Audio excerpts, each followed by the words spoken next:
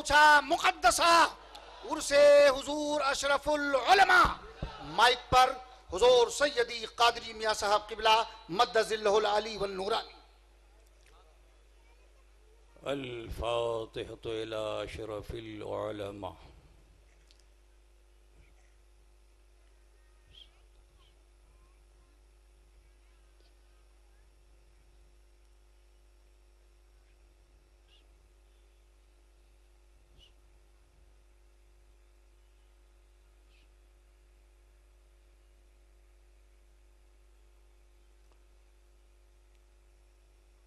سرورا شاہ کریمہ دستگیرہ شرفا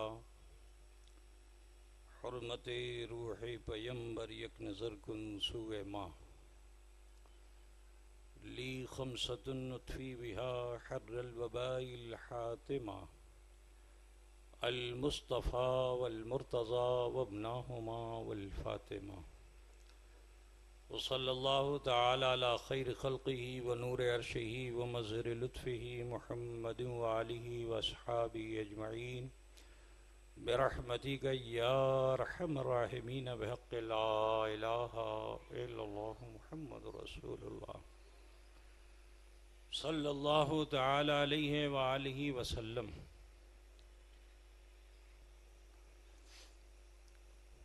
الحمد للہ رب العالمین والعاقبۃ للمتقین والصلاة والسلام علی سید المرسلین وعلی آلہ الطیبین الطاہرین اما بعد فاعوذ باللہ من الشیطان الرجیم بسم اللہ الرحمن الرحیم. یا ایہا الذین آمنوا اتقوا اللہ وکونوا مع الصادقین. صدق اللہ مولانا العظیم وبلغنا رسولہ النبی الأمی الکریم ونحن علی ذلک لمن الشاہدین والشاکرین والحمد للہ رب العالمین. معزز ذوی الاحترام سادات کرام و جملہ علماء کرام عرس اشرف العلماء رحمۃ اللہ علیہ میں شرکت فرمانے والے برادران اسلام، نوجوانان اسلام و نونہالان اسلام، عقیدت و خلوص کے ساتھ آئیے ہم اور آپ مل کر آقائے دو جہاں سید عالم نور مجسم احمد مجتبیٰ محمد مصطفیٰ صلی اللہ تعالی علیہ وآلہ وسلم کی بارگاہ بے کس پناہ میں جھوم کر ہدیے درود پاک پیش فرما لیں. اللہم صلی علی سیدنا مولانا محمد وعلی آلہ سیدنا مولانا محمد بارک وسلم. صلاۃ و سلام علیک یا رسول اللہ. یہ ہماری فیروز بختی ہے کہ آج الحمدللہ ایک اللہ کے مقرب ولی کے عرس پاک میں شریک ہیں. یقیناً یہ ان کا روحانی فیضان ہی تھا جس کی بنیاد پر دور و نزدیک سے ہم یہاں جمع ہو گئے ہیں. اس یقین کامل کے ساتھ کہ آج فیضان اشرف العلماء ابر کرم بن کر برسے گا اور ہم سب اپنے دامن مراد کو انشاءاللہ تبارک و تعالی بھر لیں گے.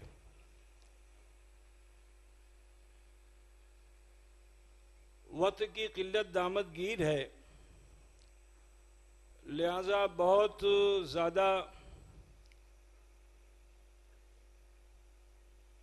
لمبی چوڑی تقریر تو کی نہیں جا سکتی. مختصراً کچھ واقعات بزرگوں کے آپ کے سامنے رکھ کر رخصت ہونا چاہوں گا.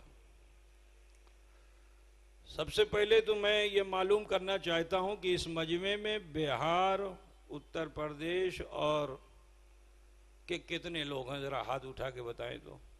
ماشاءاللہ پورا مجمع دیکھیں. تو اس لیے میں اس آیت کریمہ کا ترجمہ جو کر کے اور آسانی کے ساتھ آپ کو سمجھانے میں مجھے زیادہ آسانی ہوگی، جو آپ کے دلوں میں بات اتر جائے گی۔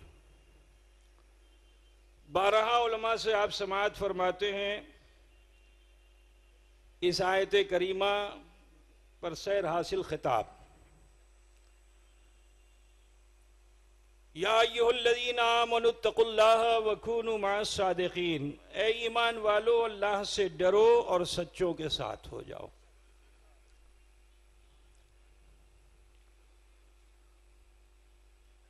آپ لوگ اکثر بہار اور اتر پردیش سے تعلق رکھتے ہیں، آپ نے تائید کی ہے نا ہاتھ اٹھا کر کے۔ آپ لوگوں کے وہاں دھان کی کھیتی ہوتی ہے؟ کتنے لوگوں کے وہاں دھان کی کھیتی ہوتی ہے؟ ذرا ہاتھ اٹھا کے بتاؤ نا۔ ماشاءاللہ، تو پورا سب ہے نا۔ تو کسان کیسا متقی اسے سمجھو۔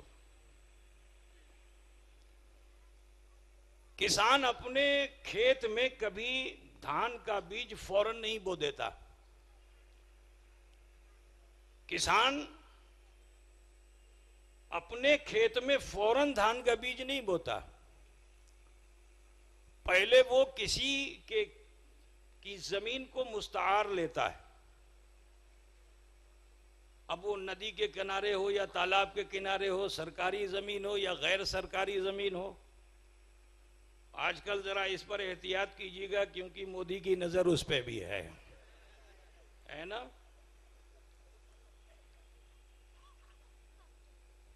تو چھوٹی سی زمین کو لیتا ہے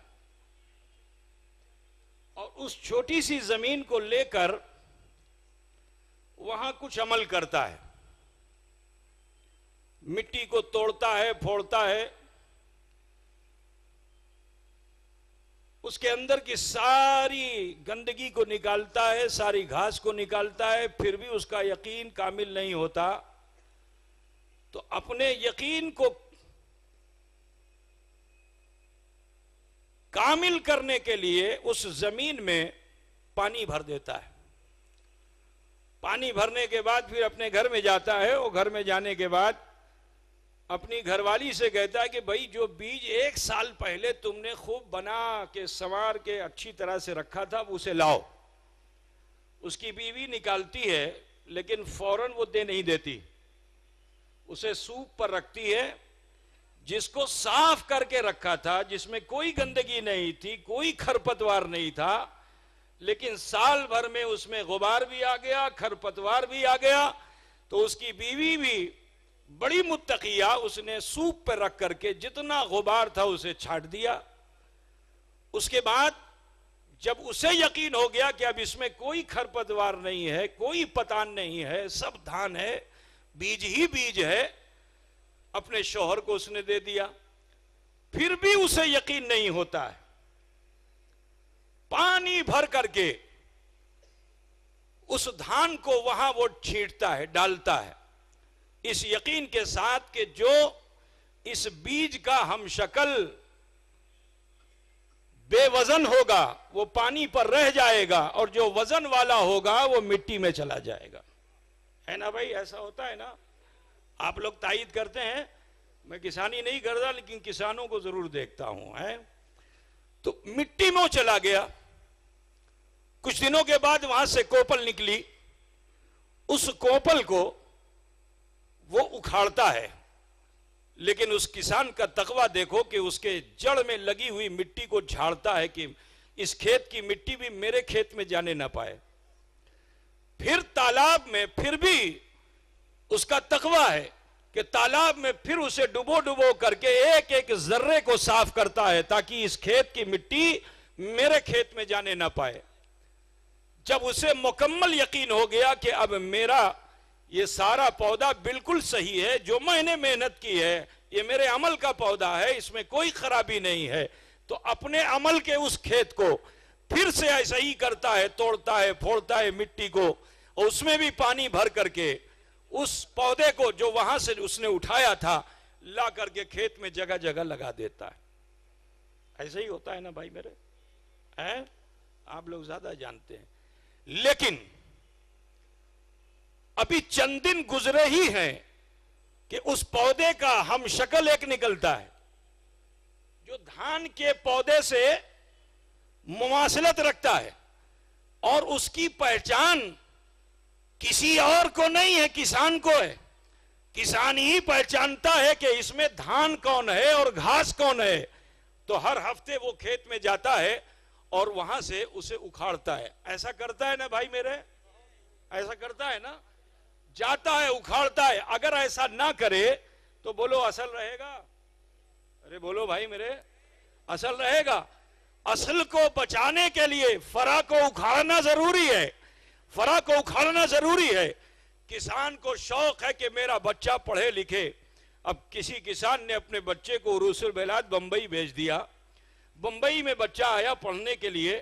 اس نے نہیں جانا کہ میرے باپ نے محنت کیسی کی ہے، کس طرح سے دولت کمائی ہے اور مجھ تک پہنچایا ہے جس سے میں نے علم حاصل کیا. مثلاً اس بچے نے IAS کی ڈگری حاصل کر لی اور کسی ضلع کا وہ DM ہو گیا. لوٹ کر اپنے گھر آیا تو دیکھتا کیا ہے کہ باپ کھیت کی طرف جا رہا ہے. باپ کہیں جا رہا ہے، ہاتھ میں کوئی چیز ہے. دوڑ کر گیا، باپ کے قدموں پہ گر گیا، کہا والد گرامی آپ کی دعا کا اثر ہے کہ آج الحمدللہ میں کامیاب ہو گیا اور میں ضلع کا DM ہو گیا. باپ نے جو سنا تو وہ بھی خوشی سے پھولا نہ سمایا. جلدی سے بچے کو اٹھا کے سینے سے لگایا. دونوں خوشی کے آنسو بہاتے ہیں. باپ بیٹے کی پیٹھ پر تسلیوں کا ہاتھ رکھتا ہے. کچھ دیر کے بعد دونوں جدا ہوئے تو بیٹے کی نظر باپ کے ہاتھ پہ پڑی. دیکھتا کیا ہے کہ کوئی لوہے کی دھاردار چیز باپ کے ہاتھ میں ہے. تو اس نے قانون میں یہ پڑھا تھا کہ جو چیز دھاردار ہوتی ہے جو چیز دھاردار ہوتی ہے وہ ہتھیار ہوتا ہے. تو کہا ہے والد گرامی میں نے تو آپ کو بچپن سے لے کے اب تک دیکھا، آپ کی شرافت، آپ کی عزت، آپ کا وقار میرے دل میں ہے. اے میرے والد گرامی اس ہتھیار کو لے کے آپ کہاں جا رہے ہیں؟ آپ کا ارادہ کہیں کوئی باطل تو نہیں ہے؟ کہا ہے میرے بیٹے تو نے پڑھا کیا ہے؟ تو نے پڑھا کیا ہے؟ ارے سن، دھاردار چیز ہتھیار نہیں ہوتی ہے، اس میں نیت کا دخل ہوتا ہے. اگر دھاردار چیز نیت خراب ہو لے کے چلے تو وہ ہتھیار ہے، لیکن اگر نیت اچھی لے کر چلے تو وہ اوزار ہے.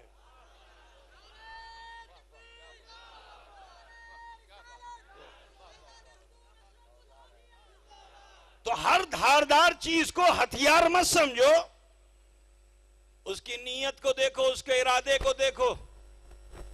یہ ہتھیار نہیں ہے، اوزار ہے. کیا اوزار کیا ہوتا ہے؟ کیا اوزار سے باطل چیزوں کو باہر کیا جاتا ہے. جو چیز باطل ہوتی ہے اسے باہر کیا جاتا ہے. کیا چیز ہے باطل جس سے آپ باہر کریں گا؟ بیٹے میں کھیت میں جاتا ہوں، میرے دھان سے لگ کر کے ہوا ہے جس کو مجھے اسی اوزار سے اکھاڑنا ہے. اوزار سے اکھاڑنا ہے. کہا بابا جان اب آپ اتنی محنت کیوں کریں گے؟ میں آ گیا ہوں، جوان ہوں، طاقت ہے، توانائی ہے، اس کام کو میں آسانی سے کر سکتا ہوں.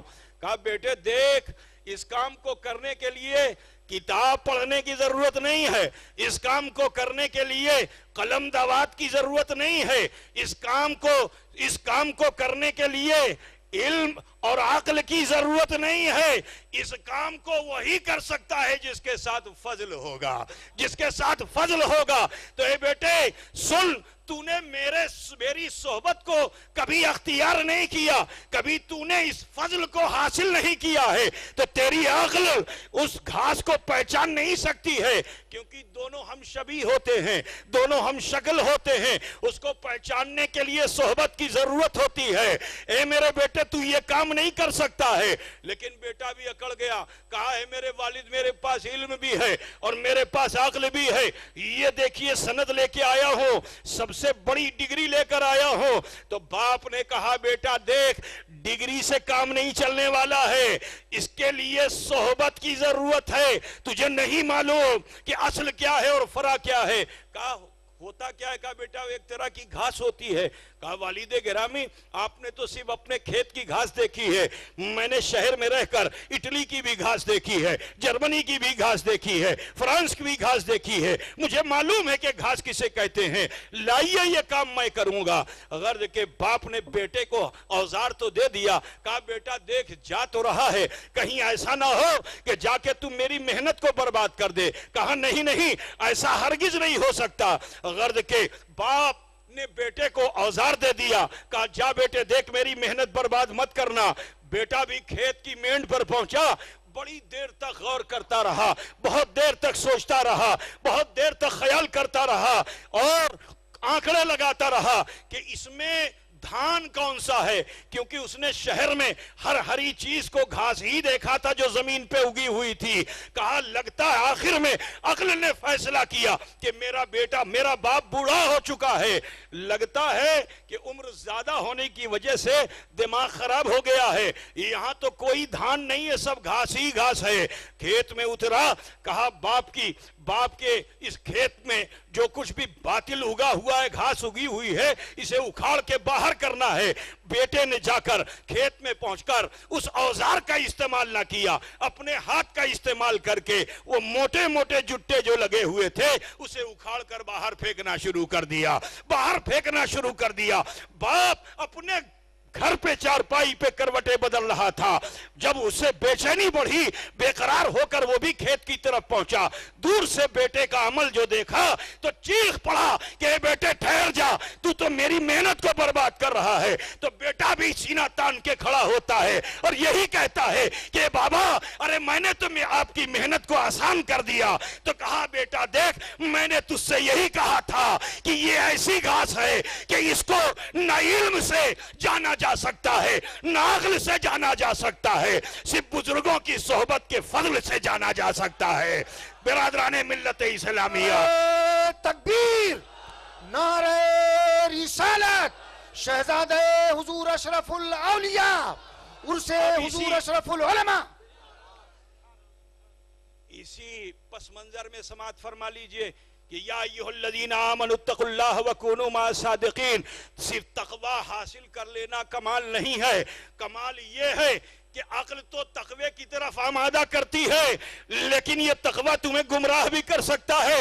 عزازیل کو بلندیاں ملی تھی، تقوی سے، عقل سے اس نے تقوی کیا، لیکن فضل کو حاصل نہ کیا تو اللہ نے اسے مردود کر دیا۔ پتہ کیا چلا کہ رب نے حکم دے دیا کہ صرف تقوی نہیں، اللہ سے ڈرنا کافی نہیں، سچوں کے ساتھ رہنا کافی ہے۔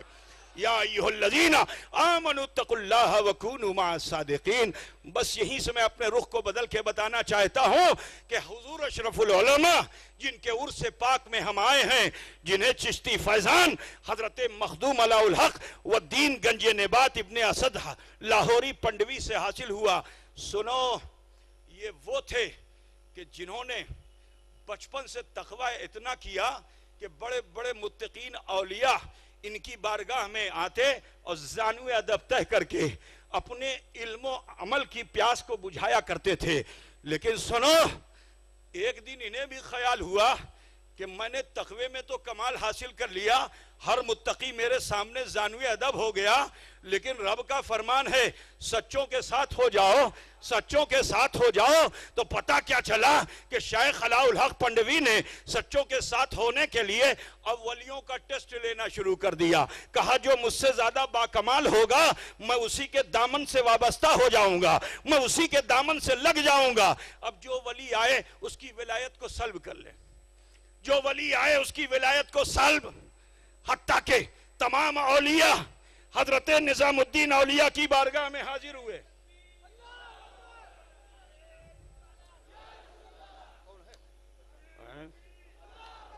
نعرہ تکبیر، نعرہ رسالت، حضور غازی ملت، حضور غازی ملت، عرس حضور اشرف العلماء، عرس حضور اشرف العلماء، حضور غازی ملت، نعرہ تکبیر، نعرہ رسالت۔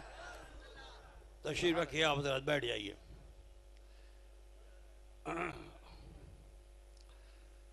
اچھا ایک بات بتاؤ، آپ لوگ سنیں گے ادھر سے کہ ادھر سے؟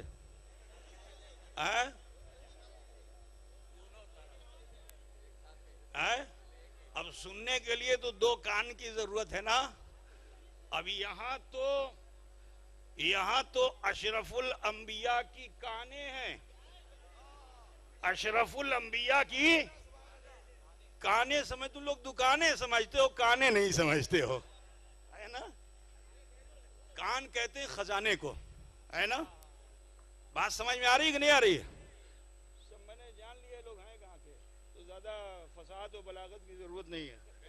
ہاں سب سے میں نے معلوم کر لیا. تم لوگ ایک مرتبہ پھر سے بتاؤ، بہار اور یو پی کے کتنے لوگ ہیں؟ ہاتھ اٹھا کے بتاؤ نا.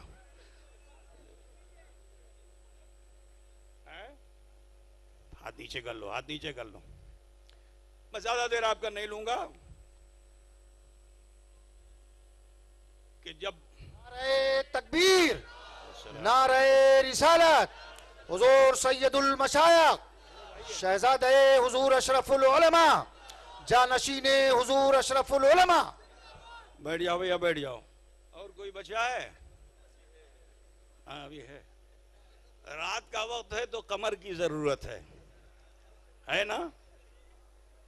اب وہ بھی الحمدللہ ادھر ہاشمی ہے اور وہ قمر ہے نا، وہ بھی ابھی آنے والے ہیں. تو بیچ میں ہوں تھوڑی دیر کے لیے آپ کے درمیان، ہے نا. سنیں گے آپ لوگ دونوں طرف سے انشاءاللہ تعالی. انی جمال ہوتا ہے. درود شریف پڑھ لیں. اللہم صلی علی سیدنا مولانا محمد مبارک وسلم، صلاۃ و سلام علیک یا رسول اللہ. میں بہت ہی بالکل سادگی کے ساتھ آپ کے سامنے بات رکھ دوں. ولایت کو سلب کیا بیٹا، او بھائی پلیز ڈونٹ ڈسٹرب.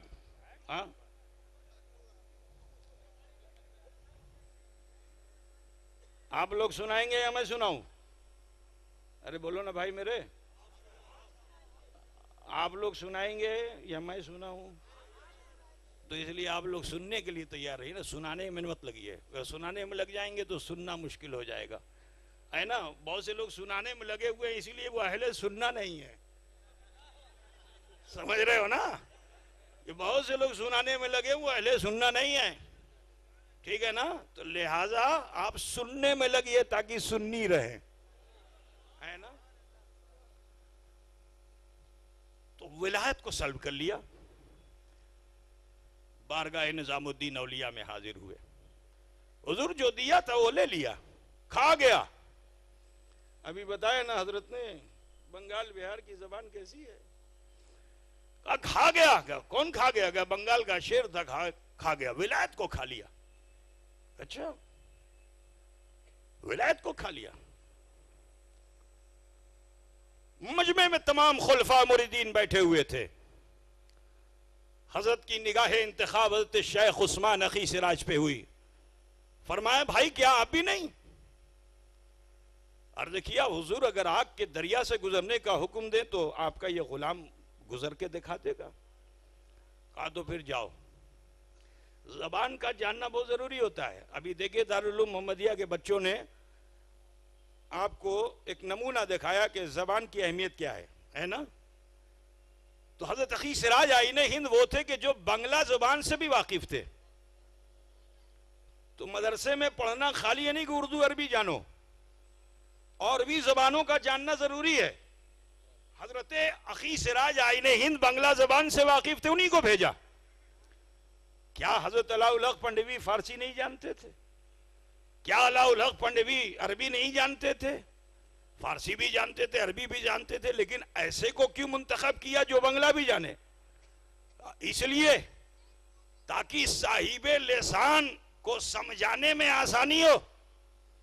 تو اے عزیزو، حضرت اخی سراج جو یہاں تشریف لائے تو خانقاہ میں نہیں گئے. آپ نے کسی مقام پہ قیام فرمایا اور گرم گرم پانی سے، کھولتے ہوئے پانی سے غسل کرنے لگے.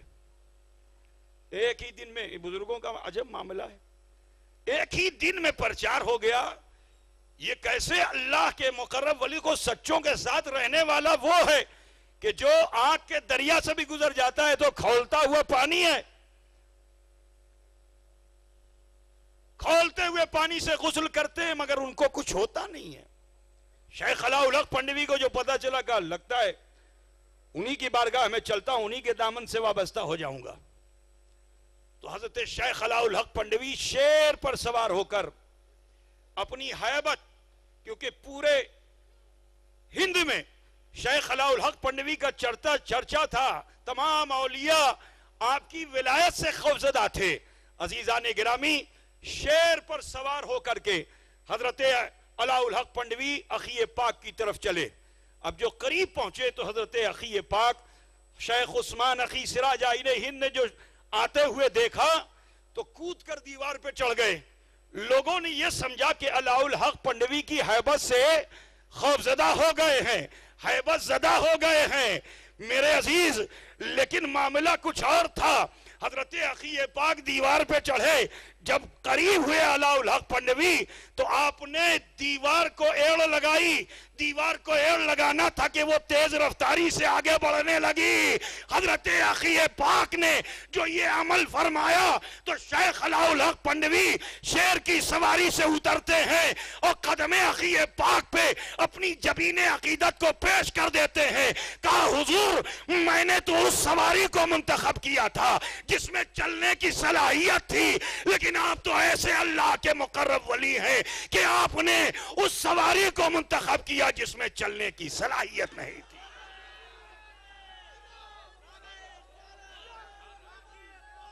یا ایھا الذین آمنوا اتقوا اللہ وکونوا مع الصادقین۔ میرے عزیز، اب میں آپ کو بتانا چاہتا ہوں کہ حضرت اشرف العلماء جن کے روحانی فیضان کو لے کر بمبئی میں آئے تھے، اس مخدوم اشرف کا عالم کیا تھا؟ ان کے ایک خلیفہ ہیں، ان کا نام حضرت رکن الدین شہباز رحمت اللہ علیہ حسینی۔ مخدوم اشرف آپ کو حکم دیتے کہ جاؤ، تو عالم یہ تھا کہ آپ مدینہ منورہ جاتے، مکہ مکرمہ جاتے، اور پھر جب لوٹ کر آتے تو تہجد کے وقت کچھوچے مقدسہ میں پہنچتے اور اپنے مرشد کو وضو کراتے زمزم سے۔ جو زمزم بچتا اسے نیر شریف میں ڈال دیا جاتا۔ یہ ایسے شہباز تھے۔ آخری بات میں کہہ کے گزر جانا چاہتا ہوں کہ جب حالات خراب ہوتے ہیں تو عادت سے نہیں، کرامت سے متاثر کیا جاتا ہے۔ میرے عزیز، جب ہندوستان کی سرزمین پر وہابیت و نجدیت نے غلبہ کیا تو بریلی کی سرزمین پر رہنے والا احمد رضا، اس نے علم نہیں قلم اٹھایا، علم نہیں قلم اٹھایا۔ جب نبی کی حیات پر بولنے والے بولنے لگے تو احمد رضا نے اپنے قلم سے لکھ دیا کہ نبی وہ ہے جو زندہ ہے۔ تو جو نہیں، میرے پیارے سنو بھئی یہیں آخری بات سن لو، احمد رضا نے تو زمین پر بیٹھ کر لکھا کہ نبی زندہ ہے۔ ثبوت کیا ہے؟ ذرا بولو، ثبوت کیا ہے؟ ثبوت دکھلاؤ گے؟ لیکن سنو، جب احمد رضا نے بریلی میں ان وہابیوں کا منہ توڑ جواب دیا تو اس زمانے میں حضرت قطب ربانی، ہم شبیہ غوث سمدانی، سیدنا شاہ علی حسین اشرفی جیلانی رضی اللہ تعالیٰ عنہ ہیں۔ انہیں حضرت، نعرہ لگاؤ، نعرہ تکبیر۔ میری تقریر میں ایسے ہی ہوتا رہے گا۔ نعرہ تکبیر، نعرہ رسالت، حضرت علامہ ظہیر الدین خان صاحب قبلہ۔ بیٹھ جاؤ بھائی، بیٹھ جاؤ، بس یہ ایک اسے سن لو، ایمان تازہ ہو جائے گا۔ سند کیا ہے؟ اعلیٰ حضرت نے تو فرما دیا کہ تو زندہ ہے واللہ، تو زندہ ہے واللہ، میری چشم عالم سے چھپ جانے والے، لیکن سنو کچوچے کا اعلیٰ حضرت ہے، اعلیٰ حضرت اشرفی، آپ بھی اس اعلیٰ حضرت فاضل بریلوی کے ساتھ ساتھ قدم با قدم کاندھا با کاندھا ملا کر کے باطل احقاق باطل، ان تمام باطل قلعوں کو مسمار کرنے والوں میں ایک عظیم نام قطب ربانی ہم شبیہ غوث سمدانی سیدنا شاہ علی حسین اشرفی جیلانی جو اشرف العلماء کے دادا ہیں، ان کا بھی ہے۔ احمد رضا تم نے قلم سے لکھا ہے نا، میں شہادت بھی دکھاؤں گا، میں شہادت بھی دکھاؤں گا، شہادت میں بتاؤں گا کہ نبی تو اولا ہیں، جو نبی کی آل ہیں وہ بھی زندہ ہیں، وہ بھی زندہ ہیں۔ تو حضرت رکن الدین شہباز خلیفہ قدوۃ الکبریٰ غوث العالم محبوب یزدانی میر سید اشرف جہانگیر سمنانی حضرت سیدنا رکن الدین شہباز، جن کا مزار مقدس التفات گنج ٹانڈے کے قریب میں مقام ایک چھوٹی سی بستی ہے، وہاں ہے، دریائے گھاگرا کے کنارے، دریائے گھاگرا کے کنارے۔ آپ نے خواب میں بشارت دی کہ میاں شہزادے میری قبر میں نبی آ گئی ہے، مجھے قبر سے باہر نکالو، مجھے قبر سے باہر نکالو، مجھے قبر سے باہر نکالو۔ حضور قطب ربانی تشریف لے گئے، علماء کو جمع فرمایا، اور جمع فرمانے کے بعد مشورہ کیا، سب نے کہا حرمت میت لازمی ہے، اس کی عزت ضروری ہے، لیکن کچھ علماء نے یہ کہا کہ چل کے دیکھتے ہیں، قرائن دیکھتے ہیں، اگر یہ زمین کٹ کے دریا میں جانے والی ہے تو حضرت کے تعویذ کو اتار کر آپ کے جسم اطہر کو باہر نکال لیا جائے۔ جب وہاں پہنچے تو دیکھتے کیا ہیں کہ ایک لمبی درار پڑی ہوئی ہے، ان قریب وہ زمین دریا میں جانے والی ہے۔ برادران ملت ذرا خیال فرمائیے، تمام علماء کی زبانیں خاموش ہو گئیں، متفق بھی ہو گئے۔ حضرت نے حکم دیا تعویذ کو ہٹایا جائے، تعویذ ہٹائی گئی، قبر انور کو کھولا گیا۔ اب جو قبر انور کو کھولا گیا تو سنو، کہتے ہو نبی مر کے مٹی میں مل گئے، تو سنو اشرف العلماء کے دادا نے دکھا دیا، تم نبی کو مر کے مٹی میں ملنے والا بتاتے ہو۔ ارے ظالمو، جو ولی ہوتا ہے وہ بھی مر کے مٹی میں نہیں ملتا ہے۔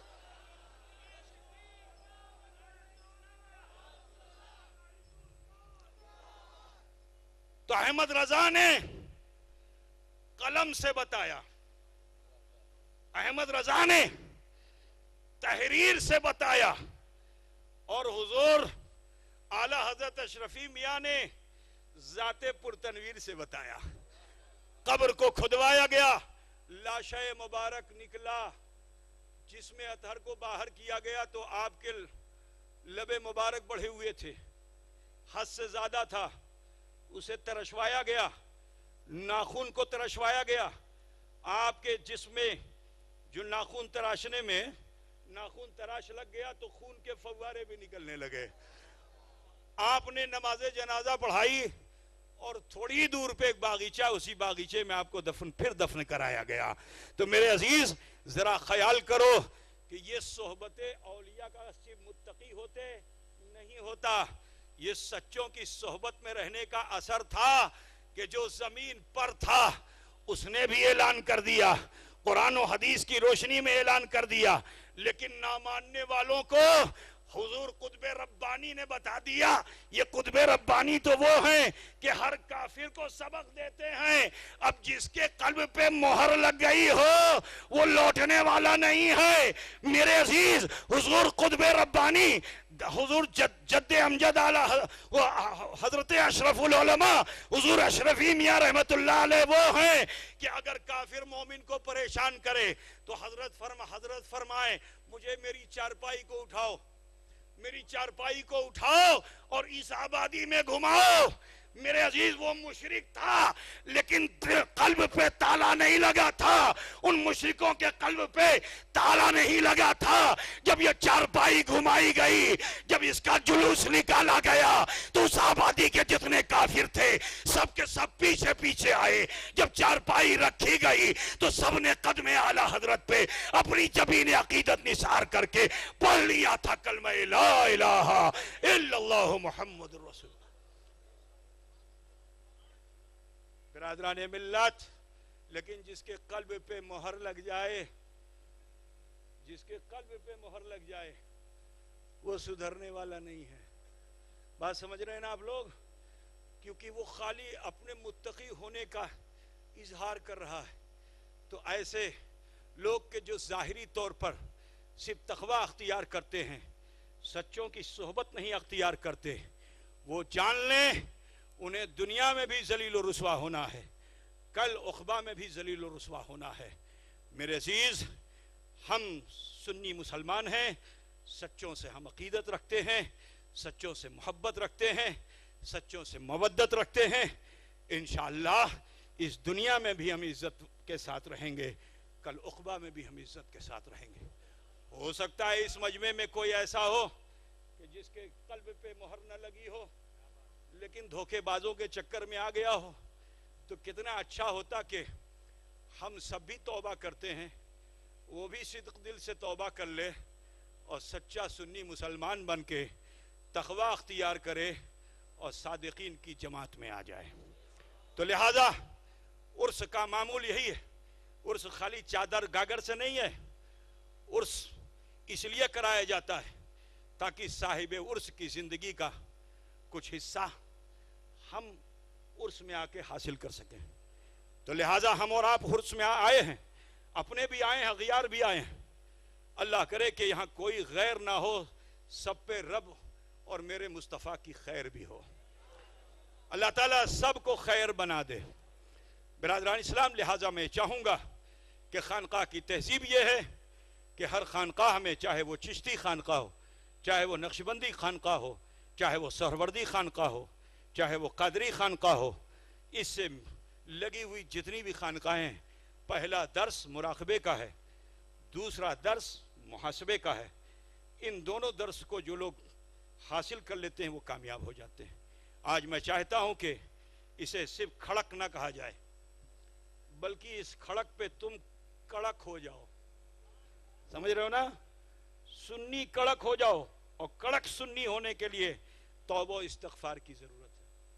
کیا آپ لوگ کھڑک پہ کڑک ہونا چاہتے ہو؟ کتنے لوگ ہونا چاہتے ہیں؟ ہاتھ اٹھا کے بتاؤ نا۔ ماشاءاللہ، دیکھیے کھڑک پہ کڑک ہے نا۔ تو لہٰذا بے دھڑک، ہاں دیکھیے حضرت نے فرما دیا بے دھڑک۔ اب چاہے گھر ہو چاہے سڑک، ہے نا، یہ مراقبہ محاسبہ ہر جگہ ہوگا، بے دھڑک ہوگا، گھر پہ بھی ہوگا اور سڑک پہ بھی ہوگا، ہے نا، انشاءاللہ تعالیٰ۔ تو لہٰذا آئیے، دوسروں پہ انگلیاں اٹھانے سے کوئی فائدہ نہیں۔ بہت اچھا ہے کہ ہم اور آپ اپنی طرف دیکھیں اور اپنے عیب و خطا کو تلاش کر کے اللہ کی بارگاہ میں معافی مانگ لیں۔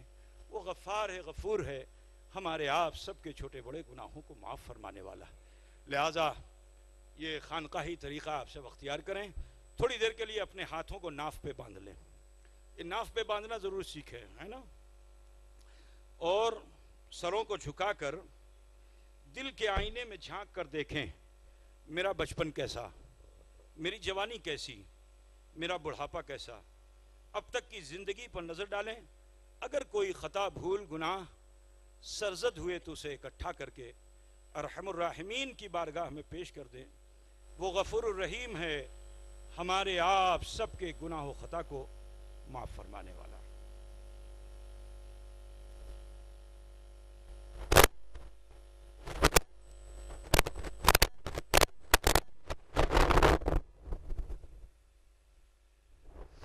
پڑھ لیں جیسے میں پڑھتا ہوں۔ بسم اللہ الرحمن الرحیم۔ بآواز بلند پڑھیے، لا الہ الا اللہ محمد الرسول اللہ۔ اللہ ہی معبود ہے، محمد الرسول اللہ صلی اللہ علیہ وسلم اللہ کے سچے رسول ہیں۔ استغفر اللہ ربی من کل ذنب واتوب الیہ۔ اے اللہ تیری بارگاہ میں سچے دل سے سب چھوٹے بڑے گناہوں سے ہم توبہ کرتے ہیں اور ہم وسیلہ چاہتے ہیں تیرے محبوب سید عالم نور مجسم احمد مجتبی محمد مصطفیٰ صلی اللہ علیہ وسلم کا۔ مختصر سے وقت میں ہم نے آپ نے سب نے مل کر توبہ استغفار کیا۔ یقین جانیے اس وقت ہم اور آپ ایسے ہو چکے ہیں جیسے ماں کے پیٹ سے پیدا ہونے والا بچہ ہوتا ہے۔ اب ضروری ہے کہ اپنی آنے والی زندگی کو بہتر بنائیے، غلط کاموں سے اپنے آپ کو بچائیے، نیک عمل کیجیے۔ حضرات گرامی، ہماری جماعت کے منفرد عالم دین حضرت علامہ مولانا قمر الزمان خان صاحب قبلہ تشریف لائے ہیں۔ آپ سب کھڑے ہو کر ان کا استقبال کر لیں۔ نعرہ تکبیر، نعرہ تکبیر، نعرہ رسالت، مفکر اسلام، مبلغ اسلام حضرت علامہ قمر الزمان خان آزمی صاحب قبلہ۔ ہو گیا بھائی، بیٹھ جائیے، آپ ذرا تشریف رکھیں۔ ابھی آپ نے کلمہ شریف پڑھا، استغفار کیا، اس کے فائدے سے آپ بخوبی واقف ہیں، ہے نا؟ اس عمل سے آپ کو سب سے بڑا فائدہ یہ ہوا کہ آپ اس وقت ایسے ہو چکے جیسے ماں کے پیٹ سے پیدا ہونے والا بچہ ہوتا ہے۔ تو اتنے پاک و صاف آپ ہو چکے ہیں کہ آنے والے دنوں میں پھر آپ چاہتے ہیں کہ آپ کے عمل کی گندگی آپ کو لگے؟ بولو بھائی، نہیں چاہتے نا؟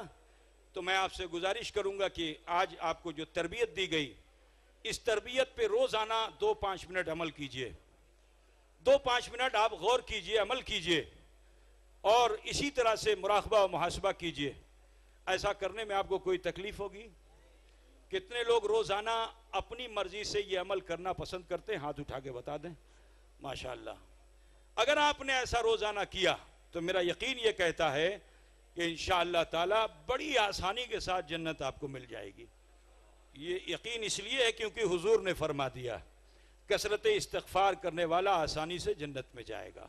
یہ سرکار کا فرمان ہے۔ ٹھیک ہے بھائی میرے، اب میں مبارکباد دیتا ہوں عزیز القدر مولانا سید نظام اشرفی جیلانی کو اور برادر محترم ذوالمجد حشم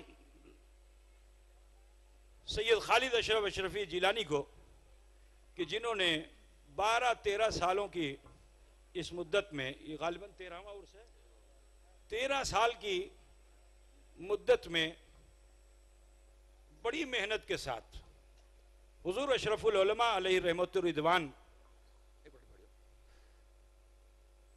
کہ وہ خطبہ جات جو حضرت نے ہفتے، مہینے اور خصوصی دنوں کی کے تعلق سے جو قرآن و حدیث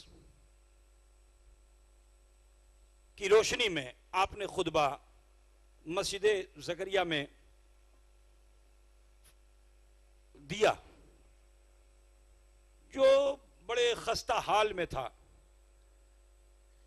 کاغذ پہ لکھا ہوا، لیٹر ہیڈ پہ لکھا ہوا، اس طرح سے، جو ایسا نہیں تھا کہ حضرت کتاب کھولتے تھے اور پھر لکھتے تھے، نہیں، حافظ الحدیث تھے حضور اشرف العلماء، تو کسی خطبے کو تحریر کرنا ان کے لیے کوئی مشکل بات نہیں تھی، لیکن ان احادیث کا محفوظ رکھنا ذہن و دل میں یہ بڑی بات۔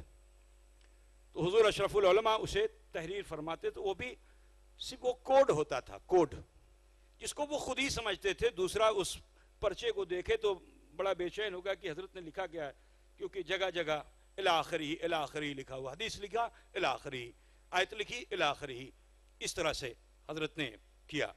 بہرکیف اس میں لائق مبارکباد ہیں دارالعلوم محمدیہ کے مدرسین اور خصوصاً حافظ سید اطہر علی صاحب، جنہوں نے ان تمام خطبے جات کو جمع کر کے علماء کے مشاورت سے اور اسے مدون کیا، اور آج الحمدللہ وہ آپ کے اس عرس اشرف العلماء میں آج انشاءاللہ تعالیٰ اس کا رسمی اجرا ہوگا۔ میں ان تمامی حضرات کا جنہوں نے اس میں کوششیں کی، ان سب کو مبارکباد دیتا ہوں اور ان کے لیے دعائیں کرتا ہوں کہ اللہ تعالیٰ ان کی عمروں میں برکتیں عطا فرمائے اور دین کا اور بہتر سے بہتر کام ان کے ذریعے پروردگار لے۔ یہ خطبہ جات انشاءاللہ تعالیٰ آپ دیکھیں گے کہ یہ ایسے ہیں کہ جب یہ علماء کے ہاتھوں آئیں گے تو انشاءاللہ تعالیٰ ایک ایک خطبے پر مبسوط کتاب تحریر ہوگی انشاءاللہ تعالیٰ۔ ہمیں امید ہے کہ ان قریب حضور اشرف العلماء کا تبحر علمی قوم و ملت کے سامنے ایک عظیم سرمایہ بن کر آئے گا، جس سے قوم زیادہ سے زیادہ مستفید و مستنیر ہوگی۔ انہی کلمات کے ساتھ میں اپنی گفتگو کو ختم کرنا چاہوں گا۔ وآخر دعوانا ان الحمدللہ رب العالمین۔ السلام۔ معزز سامعین کرام،